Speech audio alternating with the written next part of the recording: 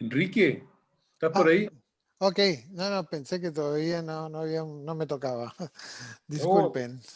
Alex te acaba de presentar muy bien. Sí, demasiada introducción para alguien que no merece tanto. Me encantó toda esa Palabra por palabra. introducción con todas las oraciones en las lenguas originarias de acá de nuestro subcontinente. Me hizo recordar tiempos pasados donde tuve la oportunidad de colaborar con Radio Bajay de Puno, en Perú. Y me pareció escuchar una oración leída por mi querida Mary Choqueño cuando leyó en Aymara. ¿Cierto, Raúl? ¿Era Mary? Bueno, quisiera aclarar que lo que voy a leer es una presentación preparada por el señor David Hoffman.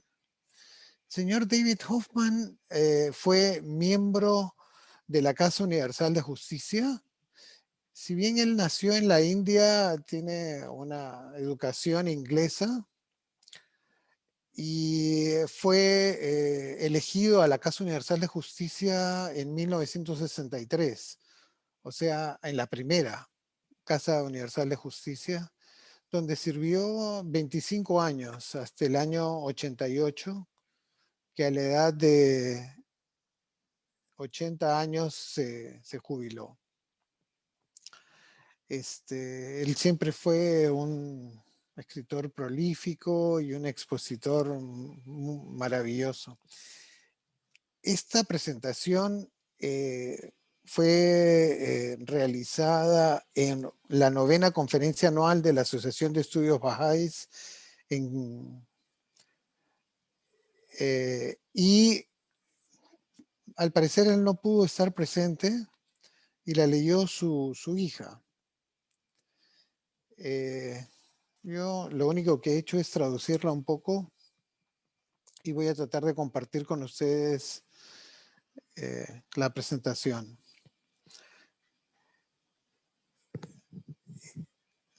Cuando en 1921 Shoghi Effendi accedió a la guardianía de la fe Bahá'í, él estaba en el segundo año del Balliol College en Oxford y recibió el traumático shock del fallecimiento del maestro, algo que era para él un dolor enorme, pero no bien estaba recuperándose o siendo consciente de esto, vino la lectura de la voluntad y testamento del maestro y viene el segundo shock, que era nombrado guardián de la fe, guardián de la causa de Dios. Él quedó sumamente abrumado por el nombramiento y dejó la fe en manos de la hoja más sagrada y se retiró durante 8 meses para la soledad y preparación. Cuando él regresa a Haifa, ya él regresa muy claro en las responsabilidades que tiene que asumir y de manera gradual las personas, el mundo Bahá'í fue comprendiendo cuáles eran las funciones de este cargo de él como guardián de la fe. Y para ser claros, la guardianía no existió en ninguna dispensación anterior, sino que es propia de la fe Bahá'í y, y fue una cosa muy nueva para entonces. Cuando uno visita el Centro Mundial, cuando los estudiosos estudian la revelación de Baha'u'lláh, se dan cuenta de las poderosas obras de Shoghi Effendi. Por ejemplo, todos los edificios y jardines en Tierra Santa. Por ejemplo, los documentos esenciales de la fe que Shoghi Effendi tradujo del persa y del árabe al castellano, al inglés. Y realmente él en su tiempo en Inglaterra fue desarrollando una forma del inglés que pudiera ser adaptable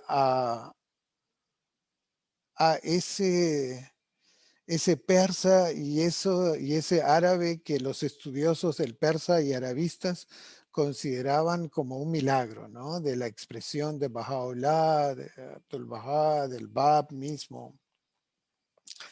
Ahora, además de esto, Shoaib Effendi es quien pone en marcha el orden administrativo Bahá'í, que es como la simiente para el nuevo orden mundial, ¿no?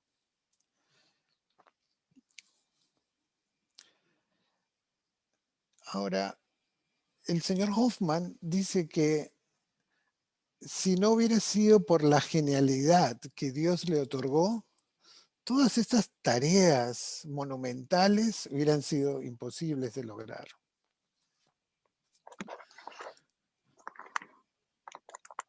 Pero este documento se centra más en dos grandes funciones que tiene Shoaib Effendi. En el testamento de Abdul Bahá hay dos elementos esenciales en su nombramiento. Uno, la protección de la causa, que es la poderosa fortaleza, permanecerá inexpugnable y asegura a través de la obediencia a quien es el guardián de la causa de Dios. Él es el expositor de la palabra de Dios, que es su segundo rol, ¿no? Primero el de protección y luego el de exponer, que es la causa de Dios. Esta última función, la de exponer, es la que vamos a tratar de desarrollar brevemente. Pero una cosa que es sumamente importante en tener en cuenta, que Shoaib Effendi exponía, traducía, construía, propagaba la fe, protegía la fe, desarrollaba instituciones, desarrolló todas unas obras literarias, hizo funciones ejecutivas, administrativas o históricas. Todas estas funciones que él cumplió no eran esfuerzos separados de unos y otros, sino todos eran esfuerzos que estaban ligados entre sí. Uno afectaba al resto y el resto afectaba a uno, pero de una manera que siempre mantenían una coherencia y nunca había contradicción. Y el señor Hoffman dice que podemos resumir esto en las palabras mágicas: era el guardián de la causa de Dios.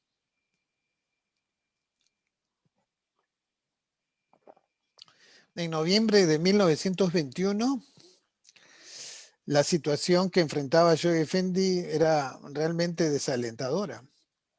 La comunidad Bahá'í consistía de unos pocos miles de seguidores en Persia, muy dedicados, listos para dar su vida y no negar su fe a pesar de torturas o lo que fuera. Además, un puñado de creyentes en Occidente y unos pocos individuos dispersos en un número muy pequeño de países. No había manos de la causa, no existía una asamblea espiritual nacional y ni siquiera se conocían los rudimentos del orden administrativo.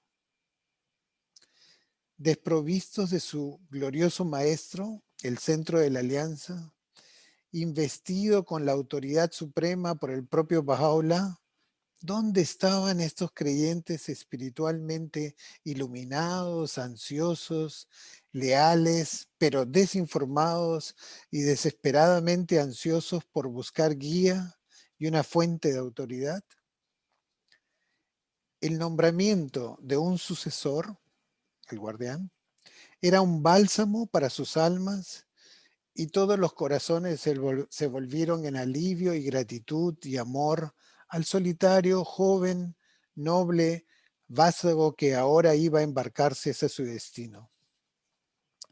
Cuando era chico recuerdo mucho cómo mi tía Mercedes Meche me contaba sobre el guardián. Y ella siempre hablaba del guardián como aquel gran guía, ¿no? Que además no solo te guiaba, sino que tú te sentías protegido.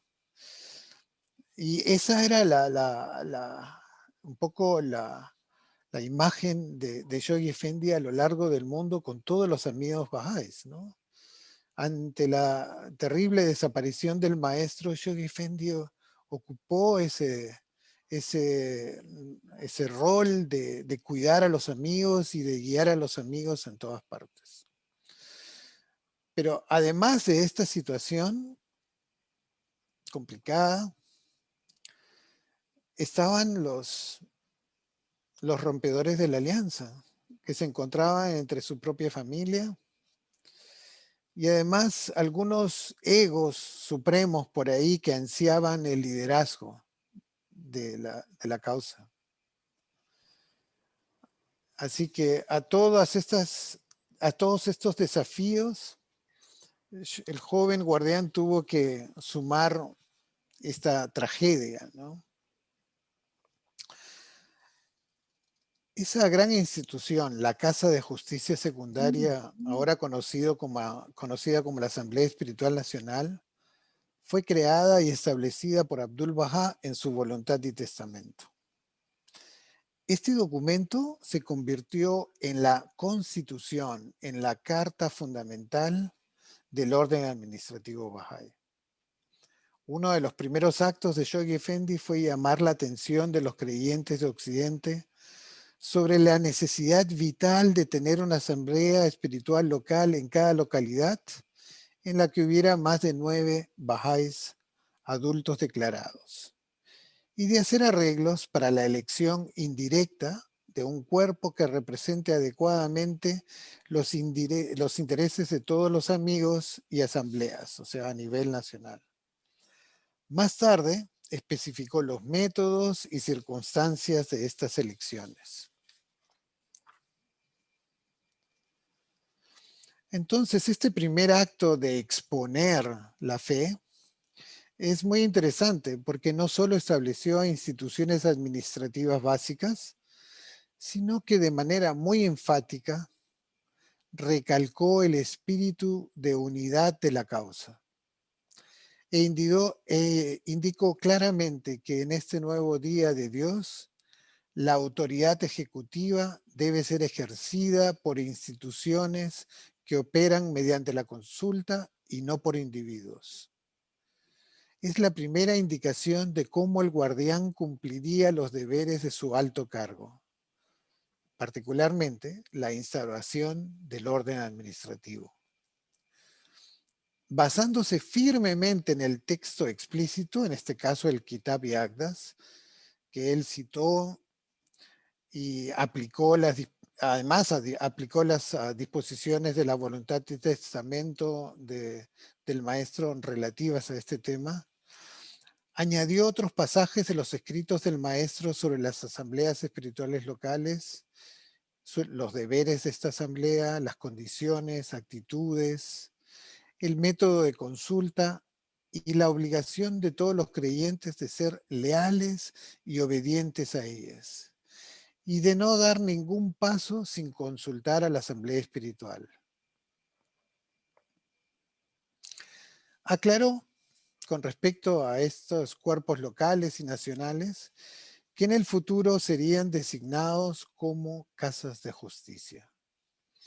En cartas posteriores confirmó que las actuales asambleas espirituales se convertirían en esas instituciones básicas de la mancomunidad mundial Bahá'í.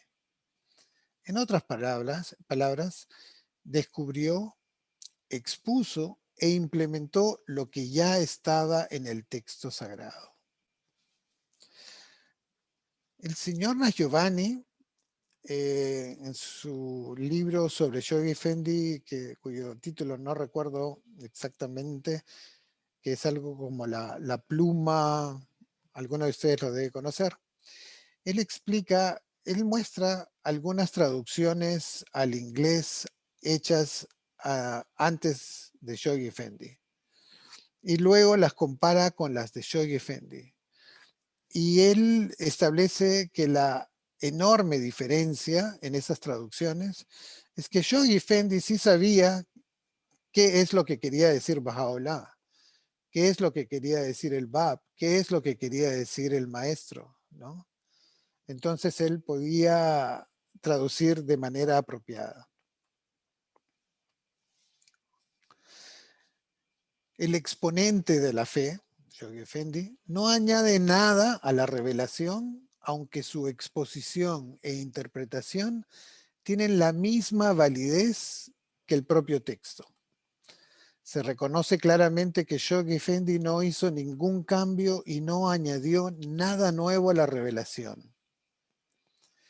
Él desveló ante nuestros asombrados ojos y expuso lo que ya había sido consagrado en los escritos por las tres figuras centrales de nuestra fe. Inició y supervisó la aplicación práctica de las directrices, mandatos, leyes y ordenanzas del texto sagrado en los asuntos bahá'ís, tal y como se le guió, indicando claramente que el orden administrativo de la fe será, a medida que sus partes componentes, sus instituciones orgánicas comiencen a funcionar con vigor y eficacia, este orden hará valer su derecho y demostrará su capacidad para ser considerado no solo como el núcleo, sino como el modelo mismo del nuevo orden mundial que con el tiempo está destinado a abarcar a toda la humanidad, dice Shoghi Effendi en el orden mundial de Baha'u'lláh. El guardián expuso tres cartas fundamentales de entre los textos sagrados para las tres actividades principales que él puso en marcha. Él designó la voluntad y testamento de Abdul Bahá como la carta constitutiva del nuevo orden mundial, que es a la vez la gloria y la promesa de esta grandiosa dispensación. Y al orden administrativo como el marco de la voluntad misma, la voluntad y testamento. La voluntad y testamento es, por lo tanto, la carta constitutiva para el desarrollo del orden administrativo. Por otro lado, la tabla del Carmelo es la carta constitutiva para establecer el centro administrativo de la fe en la montaña sagrada.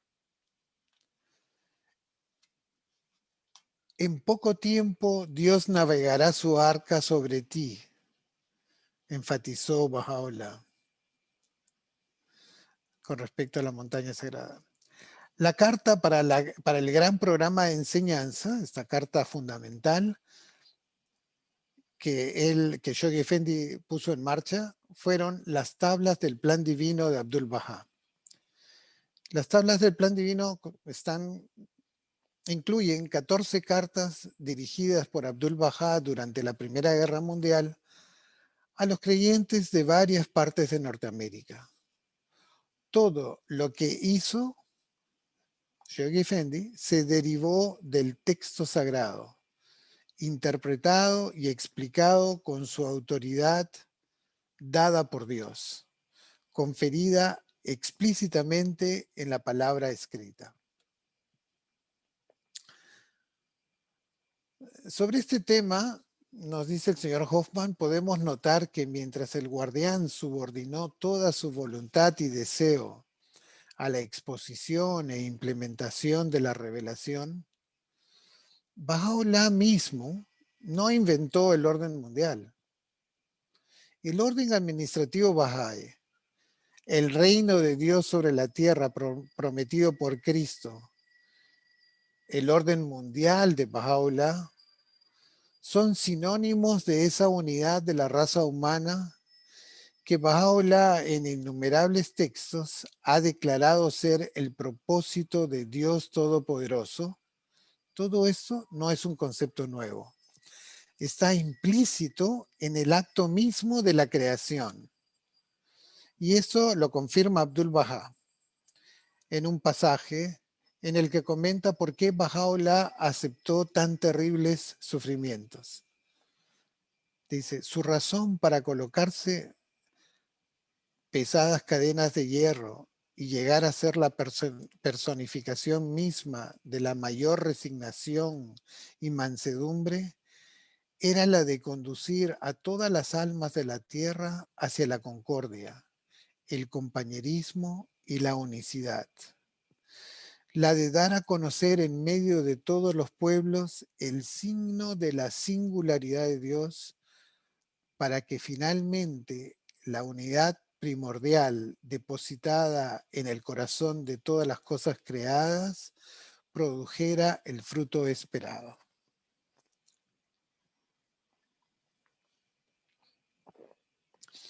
Esta unidad primordial precedió a la creación y Dios mismo la depositó en su corazón, en el corazón de la creación. Su fruto es el orden administrativo de Baha'u'lláh, que según Shoghi Effendi, en La meta de un nuevo orden mundial, representa la consumación de la evolución humana. Hay un capítulo en un libro de George Townsend, La promesa de todas las edades, y bajo el título de la épica de la humanidad, el señor George Townsend empieza con esta frase. Baha'u'lláh reveló una visión sublime de la historia humana, como una epopeya escrita por el dedo de Dios y desarrollada a lo largo de un curso ordenado hasta llegar a un clímax, cuya naturaleza estaba definida exactamente antes de dar comienzo a la historia y cuya aparición en la fecha ordenada por el autor, ningún malentendido u oposición por parte humana podría impedir o posponer. El señor Hoffman cita a Immanuel Kant en un ensayo que escribe sobre la paz eterna. Y Kant dice, la historia de la raza humana vista en su conjunto puede considerarse como la realización de un plan oculto de la naturaleza para lograr una constitución política interna y externamente perfecta, como el único estado en el que todas las capacidades implantadas por ella en la humanidad, por la naturaleza en la humanidad, pueden desarrollarse plenamente. Este concepto ha inspirado los ideales, las esperanzas y los sueños de la humanidad a lo largo de las épocas. La grandeza de esta revelación se ve, por lo tanto, en el hecho de que Baha'u'lláh preside no solo su propia dispensación, sino en todo el ciclo de influencia Bahá'í. ¿Y qué es lo que preside? El cumplimiento del propósito último de Dios para la humanidad. ¿Y cuál es este? La unidad de la humanidad. Estando en la posición de Él hace lo que Él desea, el orden mundial que Baha'u'lláh propone es por lo tanto suyo y es apropiadamente llamado el orden mundial de Baha'u'lláh. También hay que tener en cuenta que en el crecimiento orgánico hay otros factores involucrados aparte de la potencialidad dentro de la semilla, esa potencialidad para lograr la unidad. Somos capaces de generar lo que Dios ha depositado en nosotros. Mostrad lo que poseéis, dice Baha'u'lláh, pero solo podemos hacerlo bajo la influencia del sol de la verdad y hasta que ese sol no brille en todo su esplendor meridiano, no podremos alcanzar la madurez, ya sea en nuestra vida personal o social. Una vez más, la revelación de Baha'u'lláh es la que brilla desde el cenit y hace fructificar la semilla de la vida humana. De aquí se desprende que Shoghi Effendi, que es el designado exponente de la revelación Bahá'í, es el único ser humano en toda la historia, ya sea del pasado o del futuro, que tiene la mayor influencia en la forma y el modus operandi de la sociedad humana. Porque él es el que entendió la visión de los reveladores, de las figuras centrales, y expuso y aplicó sus intenciones en términos prácticos a la organización del mundo. No puede haber en este planeta una unidad social o política mayor que el orden mundial. Y es Shoghi Effendi quien, aunque no es el arquitecto de esa consumación, es ciertamente su principal constructor e ingeniero. Él es quien cuidadosamente nutrió esta tierna semilla desde su nacimiento. La nutrió con las disposiciones vivificantes de la voluntad y el testamento de Abdul-Bahá. Desafió su creciente naturaleza mediante la aplicación gradual de más y más disposiciones creativas de la ley de Bahá'u'lláh. Infundió en ella el poderoso espíritu de su visión global y finalmente la puso en marcha, firmemente fundada sobre la roca de la alianza y protegida dentro de la estructura divinamente establecida del propio reino de Dios sobre la tierra, en su misión mundial de redención, de redimir a la humanidad. ¿Me siguen o ya los dejé dormidos? Acá estamos, acá estamos. Muy Yo bien. veo, yo No, veo de que verdad. Pancho está luchando por no quedarse dormido. Oh, está muy interesante. Notable su charla, Peñi. Sigamos, sigamos. Pero aunque la forma definitiva de la sociedad humana está siendo forjada actualmente, el progreso del individuo dentro de esa forma es interminable. Las virtudes, cualidades y honores de los seres humanos son ilimitadas. Derivan del hecho mismo que hemos sido creados a imagen y semejanza de Dios. Por lo tanto, si bien los hombres pueden desarrollarse dentro de ese sistema maduro, ese nuevo orden mundial, no pueden madurar fuera de él. Solo dentro de ese refugio divino es posible. Todo este tema se presenta con perspicacia en las cartas del orden mundial de Shoghi Effendi, exponiendo el principio de la unicidad de la humanidad. Él declara en la meta de un nuevo orden mundial lo siguiente: que no haya malentendidos. Implica un cambio orgánico en la estructura de la sociedad actual. Un cambio tal como el mundo jamás ha experimentado. Constituye un desafío audaz y universal a la vez a las gastadas consignas de los credos nacionales, credos que han vivido su día y que en el transcurso normal de los sucesos, según lo forma y controla la providencia, deben abrir paso a un nuevo evangelio, fundamentalmente diferente de lo que el mundo ha concebido hasta ahora e infinitamente superior a ello. Requiere nada menos que la reconstrucción y desmilitarización del conjunto del mundo civilizado. Un mundo orgánicamente unificado en todos los aspectos esenciales de su existencia: maquinaria política, aspiraciones espirituales, comercio y finanzas, escritura e idioma, y con todo, un mundo infinito en la diversidad de las características nacionales de sus unidades federadas. Shoghi Effendi en el orden mundial de Bahá'u'lláh.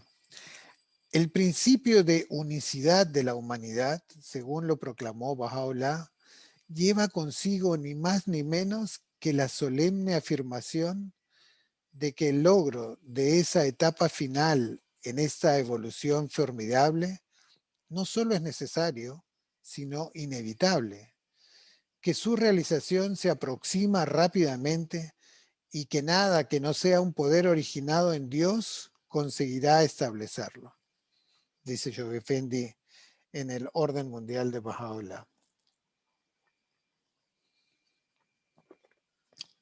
Luego, Shoaib Effendi, en otro de sus documentos, dice, en el desenvolvimiento de la civilización mundial, escribe: la revelación de Baha'u'lláh, cuya misión suprema no es otra que el logro de esta unidad orgánica y espiritual del conjunto entero de naciones, debería ser considerada como la señal del advenimiento de la madurez de toda la raza humana. No debería ser tomada como si fuera meramente otro renacimiento espiritual dentro de la siempre cambiante suerte de la humanidad, ni solo como una etapa más de la cadena de revelaciones progresivas, y ni siquiera como la culminación de una serie de recurrentes ciclos proféticos, sino como la señal de la última y más elevada etapa de la asombrosa evolución de la vida colectiva del ser humano en este planeta.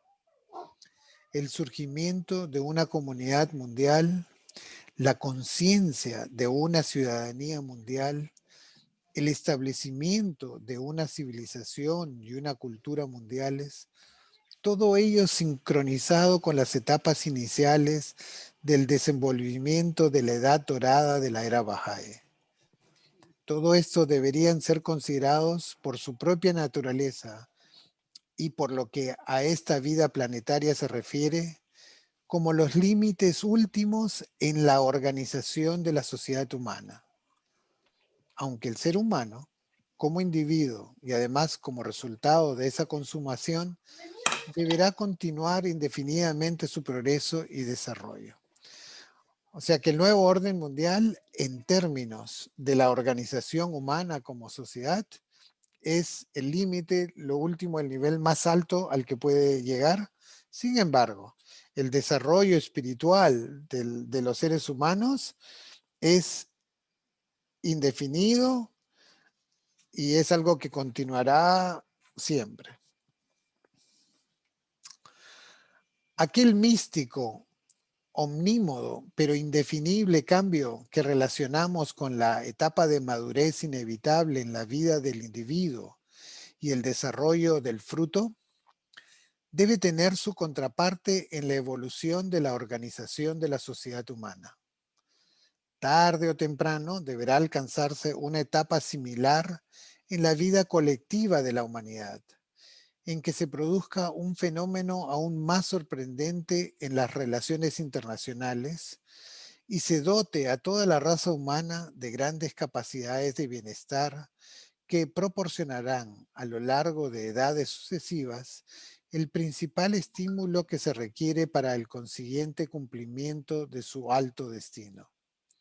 Esa etapa de madurez en el proceso del gobierno humano debe, si es que reconocemos fielmente el grandioso anuncio hecho por Baha'u'lláh, quedar identificada para siempre con la revelación de la cual él fue el portavoz. Nuevamente Shoaib Effendi en el orden mundial de Baha'u'lláh.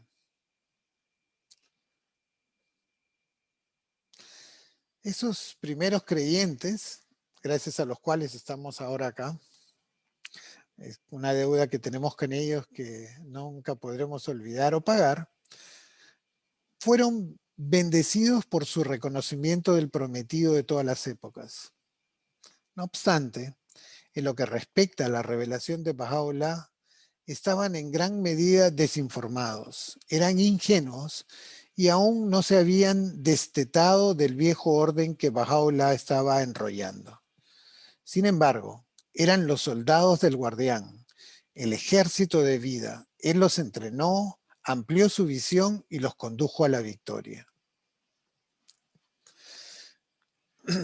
La mano de la causa, el señor Baliusi relató que incluso los eruditos entre los persas, que podían leer todo el texto sagrado en su versión original, no estaban libres de la simplicidad general, ¿no? De la falta de profundidad para ciertas cosas.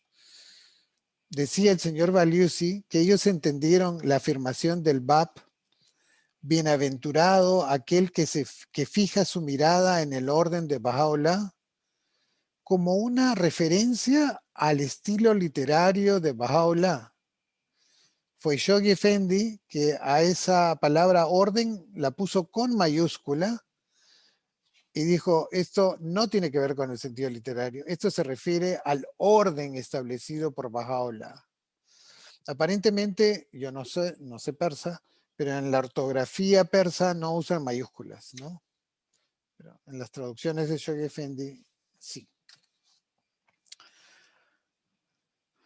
Las primeras cartas sobre el orden mundial las primeras cartas del guardián sobre el orden mundial llevaron gradualmente a los amigos a una comprensión más adecuada del significado del nuevo día. Su exposición, gentil pero firme, y su método didáctico se ven en sus primeras cartas, entre 1922 y 1923, en las que les disuadía de actividades no bahá'ís individuales y les instaba a actuar a través de las asambleas espirituales locales. Pero fue La meta de un nuevo orden mundial, publicada a finales de 1931, la que galvanizó a la comunidad mundial, que ya estaba en expansión, amplió su horizonte, ilusionó su alma y la preparó para la lluvia de instrucciones expositivas que a partir de entonces fluyeron de su pluma. En este ensayo, el orden mundial, en la meta de un nuevo orden mundial, con un lenguaje a la vez enérgico y edificante, dejó en claro que los sistemas y actitudes actuales del mundo eran caducos y lamentablemente defectuosos, imposibles de ser reparados o mejorados.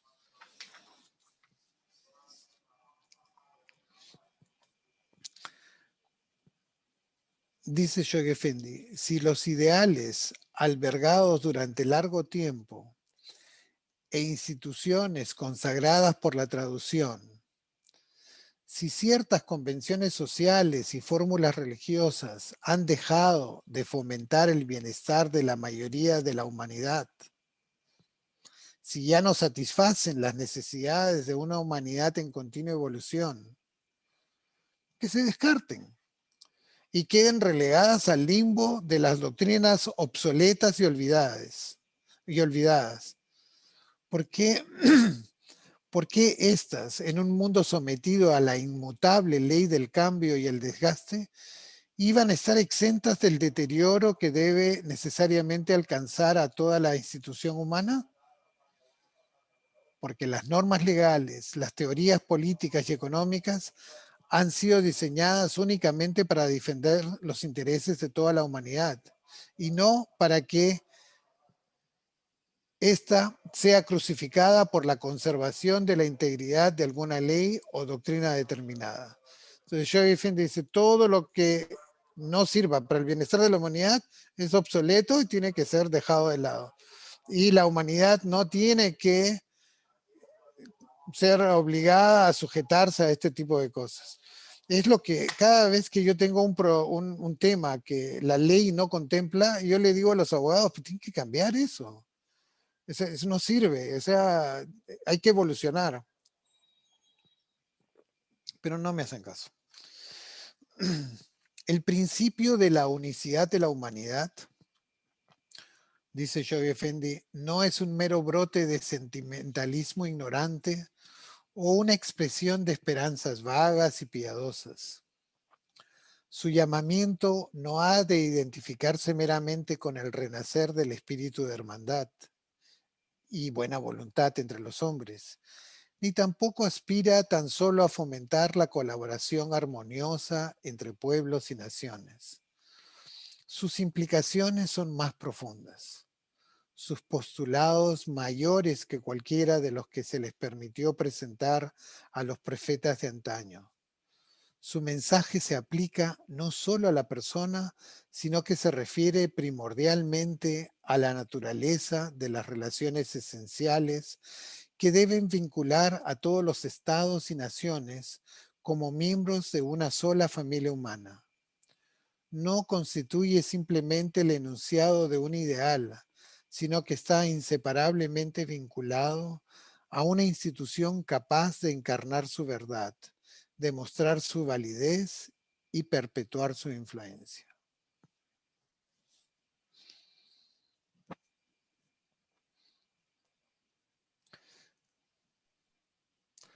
Estimado Enrique, le Sí, quedan 5 minutos aproximadamente de su presentación. ya. Notable hasta el momento. Javier Tumay. Creo que me van a tener que dar unos minutos extras para poder llegar al final. Perfecto. Pero en esta cita de Shoghi Effendi, cuando dice no constituye simplemente el enunciado de un ideal, sino que está inseparablemente vinculado a una institución capaz de encarnar su verdad, demostrar su validez y perpetuar su influencia, Shoghi Effendi claramente está haciendo una alusión a la alianza, ¿no? Que está ahí en el corazón de todo esto. Al parecer, 10 años después de la ascensión del maestro, era aún necesario corregir estos puntos de vista inadecuados y limitados entre los amigos. Y fue este ensayo que comenzó, este documento de Shoghi Effendi, que comenzó a subrayar la naturaleza cataclísmica de esta era de transición, cuando el viejo orden se está enrollando y uno nuevo se despliega en su lugar. Este cataclismo nos hace que nos reunamos por Zoom.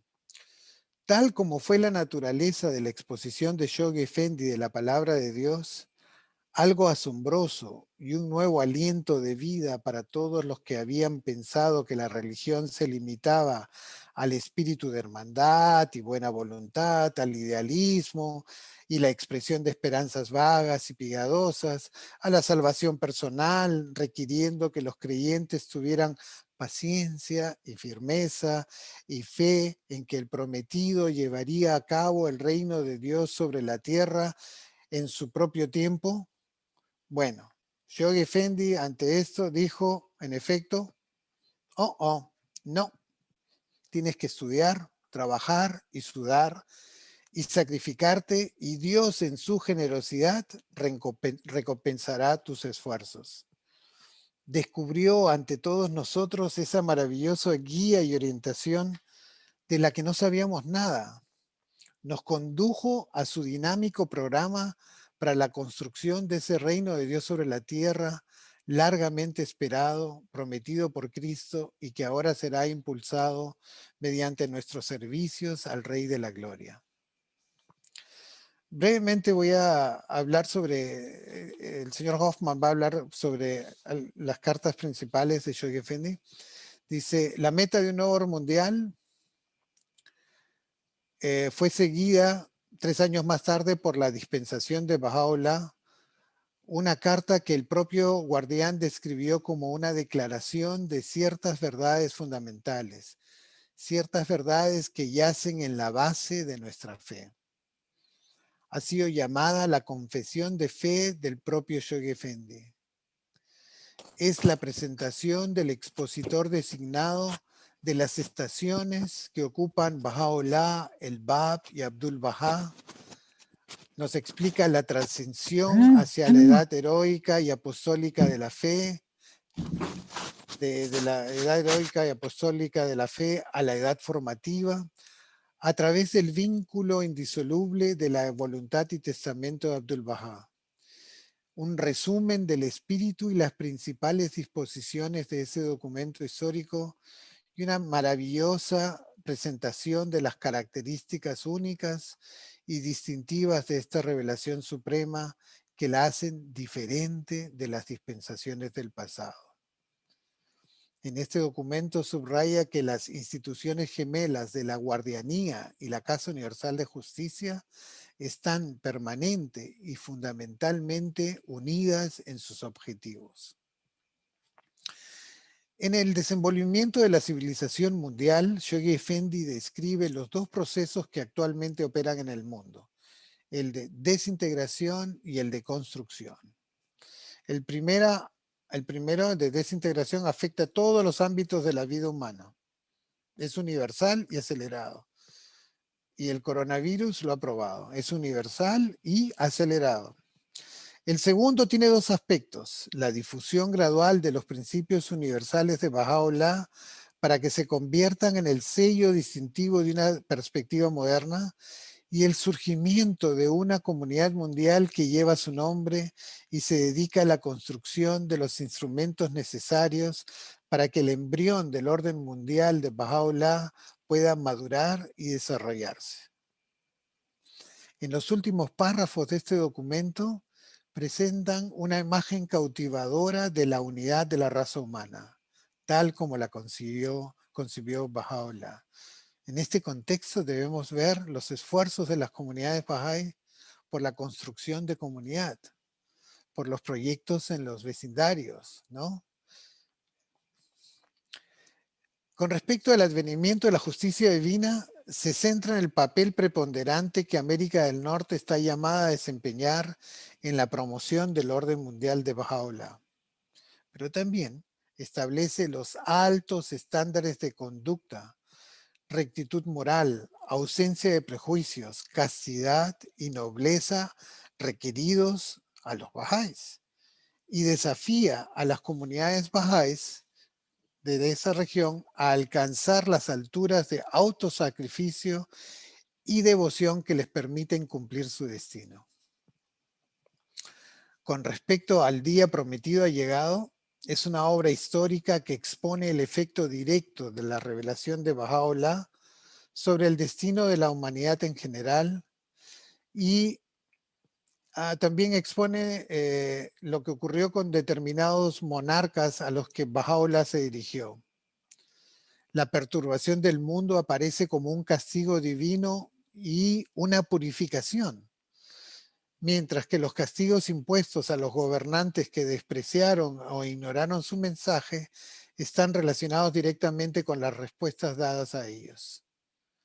Bahá'u'lláh escribió a Napoleón III: por lo que has hecho, tu reino será arrastrado a la confusión y tu imperio escapará de tus manos como castigo por lo que has hecho. A los pocos meses, Napoleón cayó derrotado en Sedán. En Dios pasa, esta monumental y concisa historia de Shoghi Effendi de los primeros 100 años de la era Bahá'í establece por sí misma el hecho de su genialidad e inspiración divina. Formulada en forma de historia, es una obra expositiva que muestra cómo la nueva revelación redefine las actitudes y convenciones cristalizadas de anteriores dispensaciones y las convierte en perspectivas, valores morales y normas universales, dando lugar a una nueva raza de hombres capaces de asumir y practicar todas las implicaciones de la unicidad de la humanidad y de lograr la más grande paz. Bueno, el señor Hoffman hace una breve mención sobre las traducciones, ¿no? Todas las obras de Shoghi Effendi que son espectaculares. Pero una cosa que es primordial y central en estas traducciones de Shoghi Effendi es su esfuerzo por vincular a través de la revelación de Bahá'u'lláh las diferentes culturas de Oriente, representadas por Persia, con las de Occidente, ¿no? Entonces, por ejemplo, él traduce Samandar por ave fénix, y ambas pertenecen a mitologías completamente diferentes, pero él lo encuentra como equivalentes y hace un puente entre estas civilizaciones de Oriente y de Occidente.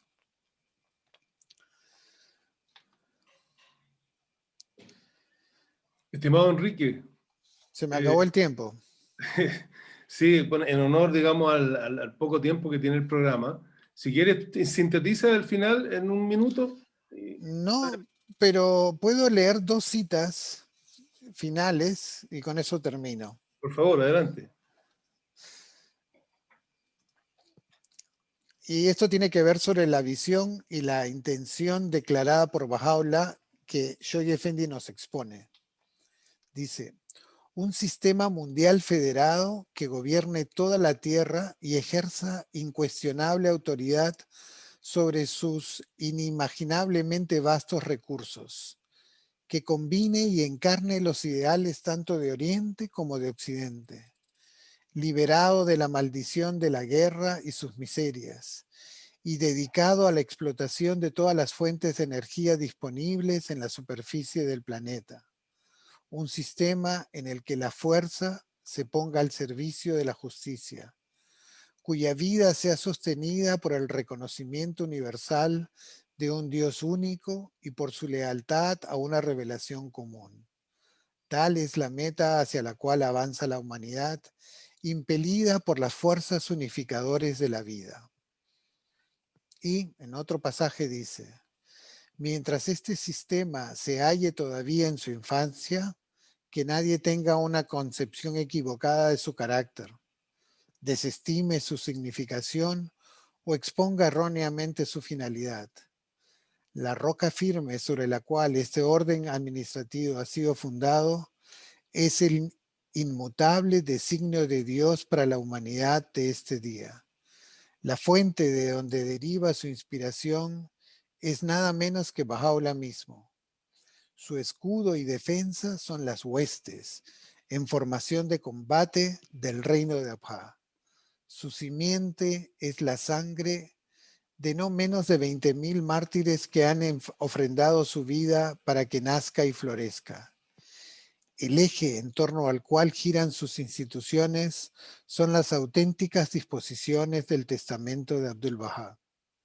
Sus principios directores son las verdades enunciadas tan claramente en las conferencias públicas que dictó en todo el Occidente, aquel que es el infalible intérprete de las enseñanzas de nuestra fe. Las leyes que gobiernan su funcionamiento y limitan sus funciones son las que han sido expresamente dispuestas en el Kitab y Aqdas. La sede alrededor de la cual se agruparán sus actividades espirituales, humanitarias y administrativas son el Mashriqul Adkar y sus dependencias. Las columnas que sostienen su autoridad y afianzan su estructura son las dos instituciones del Guardián y de la Casa Universal de Justicia. El objetivo central y fundamental que lo anima es el establecimiento del nuevo orden mundial, tal como ha sido prefigurado por Bahá'u'lláh. Los métodos que emplea, la norma que inculca, no lo inclinan ni al oriente ni al occidente, ni a judíos ni a gentiles, ni a ricos ni a pobres, ni a los blancos ni a los negros. Su consigna es la unificación de la raza humana. Su estandarte, la más grande paz. Su consumación, el advenimiento del milenio dorado. El día en que los reinos de este mundo habrán llegado a ser el reino de Dios mismo, el reino de Bahá'u'lláh.